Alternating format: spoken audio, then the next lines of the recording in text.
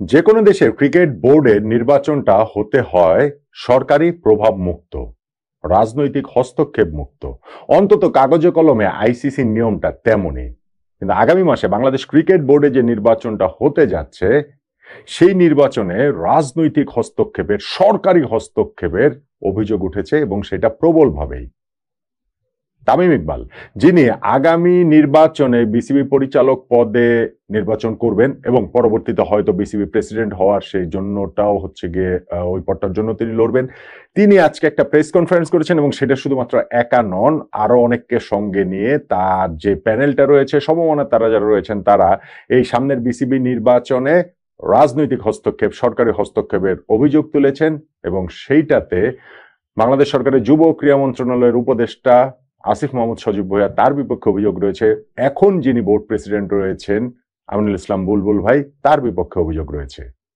ইশরাক হোসেন, যিনি ওই বিসিবি নির্বাচনে পরিচালক পদে লড়বেন, তিনি তো এই হস্তক্ষেপ মুক্ত না হলে বিসিবি ঘেরাওয়ের ঘোষণা পর্যন্ত দিয়েছেন এবং সেটা শুধু বিসিবি ঘেরাও না, আরো বড় জায়গায় ঘেরাওয়ের কথাও তিনি বলেছেন। আইসিসি কি পুরো ঘটনা প্রবাহে যদি ওই রকম পরিস্থিতির দিকে চলে যায় তাহলে তারা চুপচাপ থাকবে? যদি এই হস্তক্ষেপ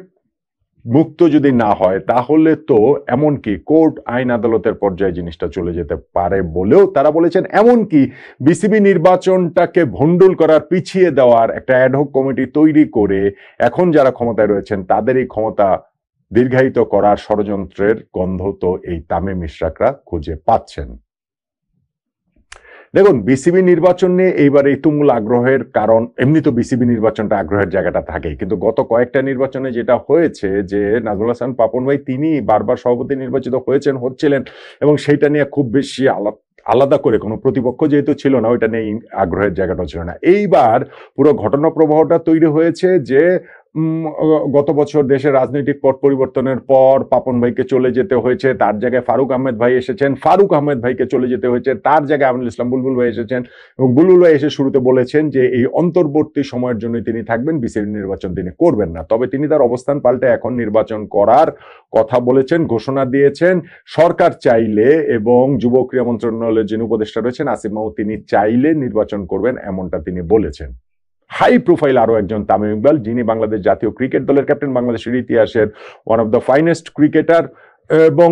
তিনি যখন এই বিসিবি প্রশাসনে আসা, নির্বাচন করার সিদ্ধান্ত নিয়েছেন, সেই কারণেই জিনিসটা অনেক বেশি জমজমাট হয়ে গিয়েছে। তামিম তার আজকে যে প্রেস কনফারেন্সটা হয়েছে, সেই প্রেস কনফারেন্সে গণমাধ্যমের সামনে কিভাবে এই হস্তক্ষেপটা হচ্ছে, রাজনৈতিক হস্তক্ষেপ হচ্ছে, সেই বিষয়টা নিয়ে সবাই বিস্তারিত আলোচনা করেছেন এবং স্পেশালি সেইখানটাতে জেলা এবং বিভাগীয় ক্রীড়া সংস্থায় যে কাউন্সিলর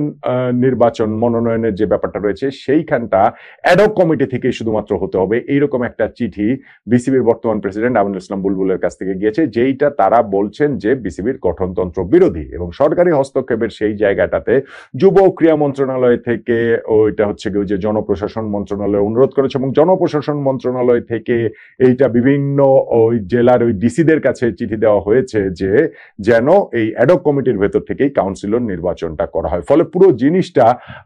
জেলা এবং বিভাগীয় ক্রীড়া সংস্থার যারা সংগঠক, যারা অনেক দিনের সংগঠক, তারাও আজকে অনেকে একত্রিত হচ্ছেন ঢাকার একটা স্থানীয় হোটেলে এবং সেখানটাতে ওই প্রেস কনফারেন্সটা করা হয়েছে। তামিম ইকবাল যে কথাটা বলেছেন যে বিসিবির নির্বাচনটা যখন এই শুরু হয়ে গেছে, নির্বাচনী ট্রেনটা যখন চালু হয়ে গেছে, যদি আমি এইভাবে বলি, এবং সেইখানটাতে নির্বাচন কমিশন গঠিত হয়েছে, এরপরে তো সবকিছুই নির্বাচন কমিশনের হাতেই থাকার কথা। এই জায়গাটাতে কেন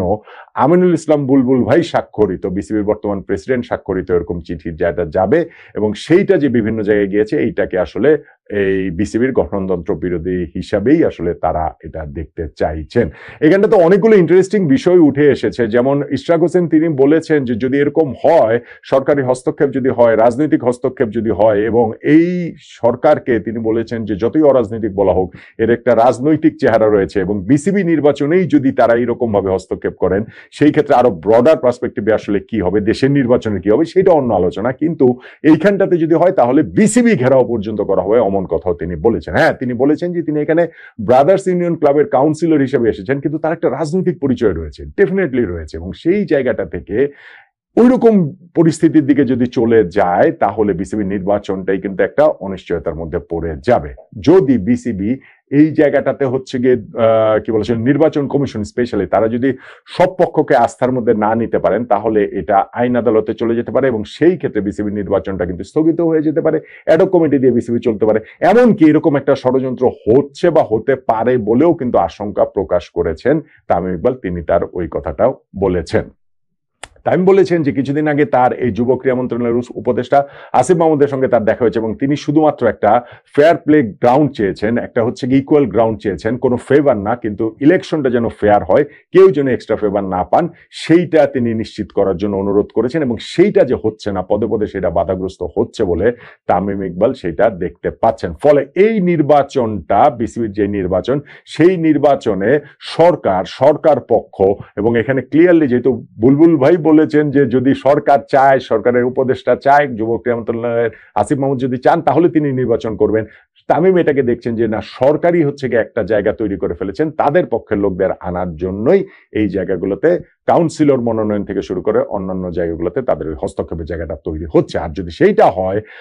বুলবুল ভাই যেহেতু আইসিসিতে দীর্ঘদিন ধরে ছিলেন, তিনি আইসিসি নিয়ম কানুন জানেন, তামিম সেটাও বলেছেন এবং এইরকম যদি হস্তক্ষেপের জায়গাটা তৈরি হয় তাহলে বাংলাদেশ ক্রিকেটের জন্য সেটা আসলে ভালো সময় সামনে মোটেই না। এমনকি সেটা যদি এরকমও হয় যে এখানে সরকারি হস্তক্ষেপের প্রমাণ পাওয়া যায়, বাংলাদেশ ক্রিকেটের উপরে নিষেধাজ্ঞার জায়গাটা পর্যন্ত চলে আসতে পারে। অতীত এটা আমরা বিভিন্ন সময় দেখেছি, শ্রীলঙ্কান বোর্ডের উপরেও সেটা এসেছে এবং অন্যান্য বোর্ডের ক্ষেত্রে, এটা জিম্বাবুয়ের বোর্ডের ক্ষেত্রে আরো আমরা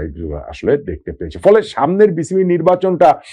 আদৌ হবে কিনা, আজকের এই সংবাদ সম্মেলন করার পর আমার কাছে কিন্তু এরকম একটা ডাউটের জায়গাটাও তৈরি হয়েছে যে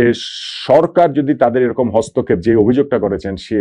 তামিম ইকবাল কিংবা ইশরাক হোসেনরা, সেই অভিযোগটা যদি সত্যি হয় এবং সরকার যদি সেই হস্তক্ষেপে এই নির্বাচনটা করতে চান তাহলে কি তারা শেষ পর্যন্ত এই যে যারা অন্য পক্ষ রয়েছেন তারা নির্বাচন করবেন কিনা, নাকি জিনিসটা হচ্ছে কোর্টে চলে যাবে, নাকি জিনিসটা আইসিসির কোর্টে চলে যাবে।